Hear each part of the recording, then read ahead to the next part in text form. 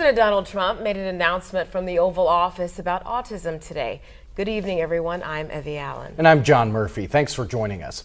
The President and HHS Secretary Robert F. Kennedy Jr. say the U.S. Food and Drug Administration will be notifying physicians the use of acetaminophen during pregnancy can be linked to an increased risk of autism. That's despite decades of evidence saying it's safe. CNN's Ivan Rodriguez breaks down today's announcement. Don't take it. Don't take it. President Donald Trump strongly recommending that women limit Tylenol use during pregnancy. The use of well, let's see how we say that. Acetaminophen. Is that okay?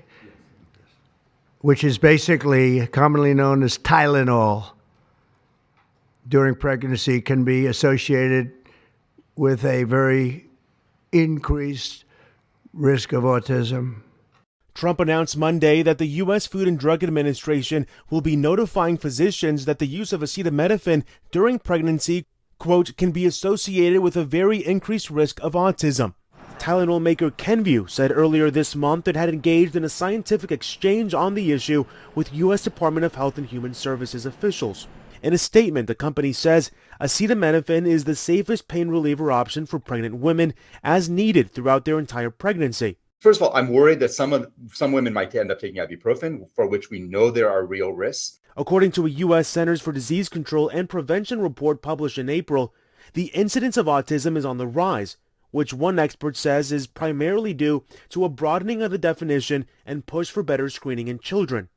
About 1 in every 31 children was diagnosed with autism by age 8 in 2022, up from 1 in 36 in 2020. In Atlanta, I'm Ivan Rodriguez. Several studies have looked at the association between acetaminophen use in pregnancy and the development of autism in children, but experts say the science behind this theory is not settled. According to the CDC, the percentage of autism cases in Missouri is growing. Since 2016, autism among 8-year-old children has increased by nearly 74%. KOMU Rory Whetstone spoke to one mother whose child has autism. She has a reaction to what today's announcement means to their family. Rory.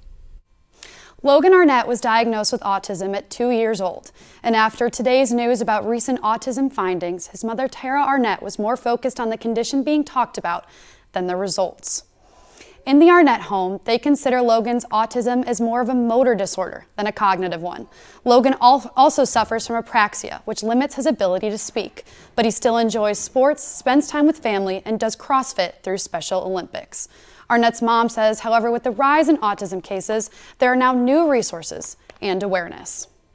I'm glad that they're talking about it because no one's ever talked about it before. And for a long time, it was taboo to talk about causes and cures and things like that. Resources like Speak to Communicate have been a blessing to the Arnett family. Through the program, Logan is able to express his love for football. In the studio, Rory Whetstone, KOMU.